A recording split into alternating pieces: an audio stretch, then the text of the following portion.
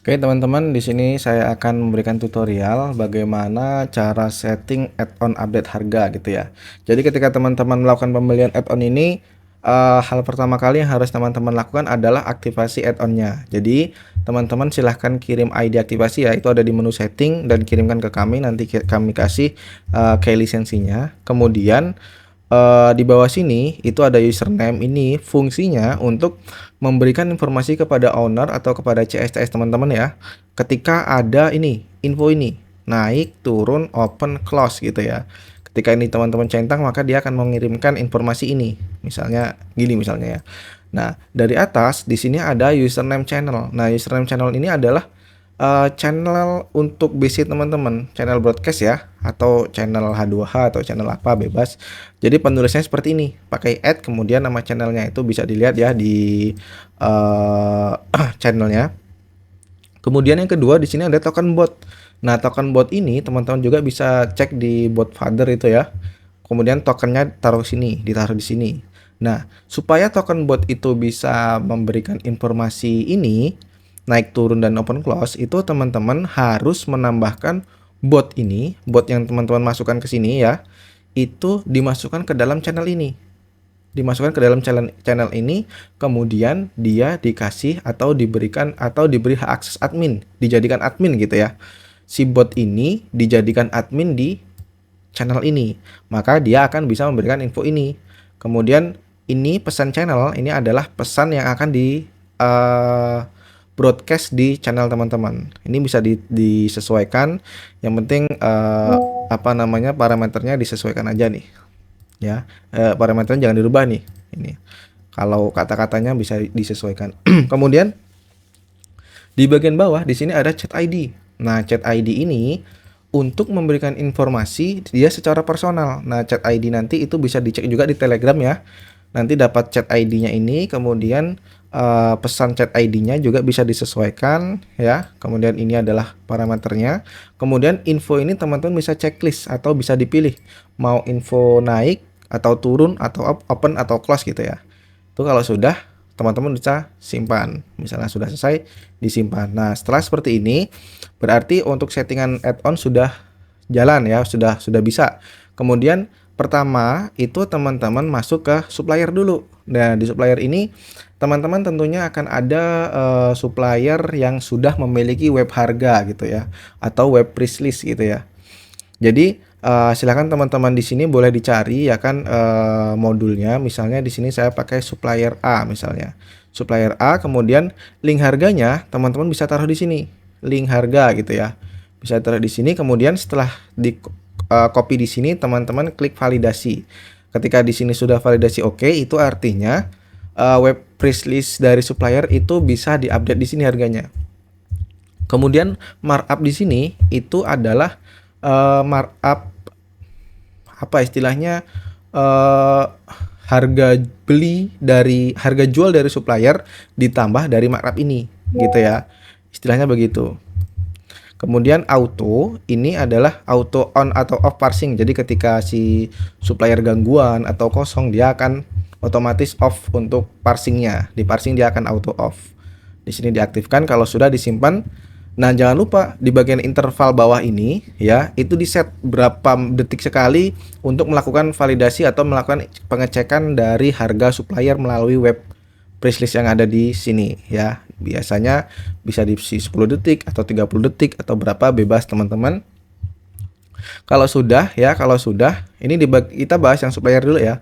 Kalau sudah, kita fokus ke SWP sekarang. SWP misal di sini ada supplier A dan supplier B ya. Kita fokuskan dulu, kita menggunakan produk PLN 20 misalnya. PLN 20 di sini ya. Nah, supaya prioritas atau supaya harga modal ini bisa update atau bisa mengikuti harga jual dari supplier, yang pertama kali teman-teman lakukan adalah memberikan kode produk supplier di kolom catatan di sini ya. Ini saya bisa pakai parameter nominal jika nominal di supplier itu sama dengan nominalnya kita. Nah, kalau PLN kan pasti sama ya, PLN 20. Jadi PLZ, kode ini adalah kode dari supplier, kemudian nominalnya 20, PLZ 20.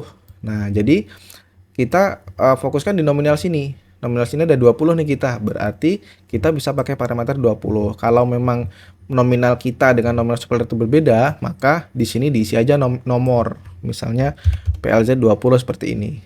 Nah, jadi penggunaan parameter nominal ini supaya cepat aja, jadi bisa kopas ke bawah gitu ya. Kopas ke bawah. Nah, setelah tersimpan ya kan, setelah tersimpan maka si harga modal ini dia akan secara otomatis update di supplier kita. Kita contohkan, misalnya nih dari supplier B itu 19.995 misalnya ya. Jadi kalau misalnya kita start di bagian add-on-nya, kita start di sini ya. Kalau di bagian modal ini kita rubah jadi 18.000 misalnya. Nah, harga modal misalnya 18.000 ya. Nah, kita simpan. Jadi nunggu 10 detik dia akan menyesuaikan sendiri. Pasti dia akan berubah menjadi 19.995. Dia akan menyesuaikan secara otomatis harga produk yang ada di supplier. Begitupun supplier yang kedua. Yang kedua gini sama aja. Jadi rumusnya ya, markup ini rumusnya harga harga tertinggi ya kan, harga tertinggi akan ditambahkan oleh markup ini. Harga tertinggi akan ditambahkan oleh markup dan dia akan dijadikan sebagai kode sebagai harga jual di sini. Harga jual. Nah, kalau kita lihat kan di sini PLN 20 di sini adalah harganya 20.15. Sedangkan di sini kita buatnya cuman 10. Nah, ternyata kita buat ini dulu. Kita ininya kesininya nanti aja nih. Biar nggak bingung. Kita di sini buat 0 dulu. Oke. Nah, kalau di sini 0, maka dia akan di sini dia akan mengikuti ini. Jadi kalau kita buat 20, berarti tadi kan harga tertingginya di supplier yang kedua itu 20.020 kalau kita lihat di parsing sini. Supplier yang A ya, yang A itu harganya 20.000 pas ya kan, 20.000 pas. Jadi kalau di sini kita refresh, pasti dia harganya akan berubah menjadi 10 di sini karena tadi di sini kita buatnya 10. Nah, harga di supplier B itu adalah 20.000 pas. Harga di supplier A itu 20.000 pas, kemudian harga di supplier B itu 19.995 gitu kan. Dan markupnya kita buat 10. Maka harga jualnya adalah harga supplier tertinggi ditambah markup itu sama dengan harga jual kita. Nah, di sini pasti dia akan berubah jadi 20.010. Gitu teman-teman ya. Itu untuk di menu supplier. Rumusnya begitu. Jadi kedua supplier ini dia akan mencari harga tertinggi kemudian ditambah si markup ini. Kalau di menu supplier kita bebas, misalnya kita mau setting prioritasnya, misalnya kita mau setting prioritas yang harga termurah nih, kita buat 3 misalnya. Berarti kan artinya untuk transaksi pertama, prioritas pertama adalah di harga 20.000 ini dulu ya. Jadi kalau di sini gagal baru dia akan beralih ke prioritas ketiga karena prioritas terkecil akan diutamakan, kemudian jika ini gagal dia akan berubah ke prioritas terbesar. Itu kalau di supplier prioritas dia bisa diatur, kita bisa mengaturnya prioritas. Nah, di bagian supplier sudah ya. Jadi kita nanti bedanya bakalan kalau di supplier sini dia tidak bisa mengatur, tidak bisa auto prioritas. Prioritasnya tidak bisa otomatis mengambil harga terkecil. Jadi di supplier kita prioritas masih bebas, ya kan? Kemudian sekarang kita pindah ke produk. Nah, di menu produk sekarang.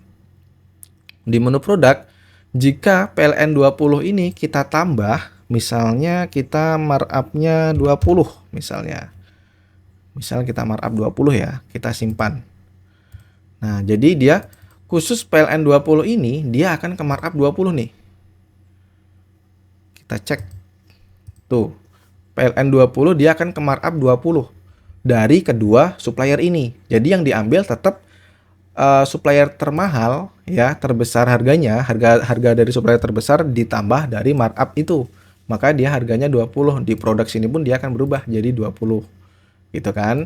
Kemudian kalau di sini itu kita centang prioritas. Nah, ketika kita klik di nama tabelnya ya, update prioritas di tabel parsing gitu kan. Jadi kalau di sini kita centang, nah kita refresh ya. Sudah kita centang, dia akan mencari di sini harga termurah. Nah, ini dah ya. Tadi supplier B adalah 3, sekarang jadi berubah 1. Berarti si add-on ini dia ngerubah mencari harga termurah, ya kan? Itu dijadikan prioritas terkecil. Yang tadinya prioritas terkecil adalah si supplier 2 karena 2 supplier A itu prioritasnya 2, kemudian supplier B itu 3. Sekarang ketika kita centang otomatis prioritas, dia akan berubah karena si supplier B ini adalah kecil. Harga termurah dia prioritas terkecil. Harga termahal itu sebagai acuan untuk harga jualnya. Kalau di bagian status di tabel produk, nah ini ketika misalnya kita centang, itu akan mengikuti dari suppliernya. Misalnya seperti gangguan, kita akan ikut gangguan juga gitu. Kemudian diizinkan, ini adalah sebentar. Izinkan update harga jual dari harga beli terendah. Nah, ini sudah di cover itu ya. Kalau kita centang ini, kita cek apa yang terjadi. Nah, kalau kita cek pasti tidak akan ada perubahan karena kalau kita cek di sini kan dia akan berkurang 5 karena di sini tadi apa di sini nih? Izinkan harga jual dari harga terendah gitu kan. Dari harga beli terendah. Maka si supplier B ini dia punya harga beli terendah nih. 19.95, ya kan? Kemudian dia harga jualnya ditambah 20 tadi kan. Maka harga jual kita yang awalnya patokannya itu ada di sini, harga jual tertinggi, sekarang karena kita centang ini, maka dia berbalik. Harga jual terendah itu yang dijadikan acuan untuk produk kita. Jadi produk kita itu harga jual terendah ditambah dengan markup yang ada di produk sini. Karena di sini markupnya 20, harga jualnya 19.995, ya kan? Maka harga jual kita jadi 20.15. Di sini pun jadi 20.15 seperti itu. Jadi si supplier ini bisa otomatis membuat parsing kita jadi lebih aktif ya. Maksudnya prioritas akan terus berjalan mana sesuai dengan settingan kita, ya kan? Dan banyak nih teman-teman yang ketika baru pertama install kemudian di start di sini itu dia tidak bisa jalan. Itu karena di bagian sini interval itu belum diisi. Kalau di interval ini saya buat 0 misalnya, saya simpan, maka di sini dia tidak akan bisa di start.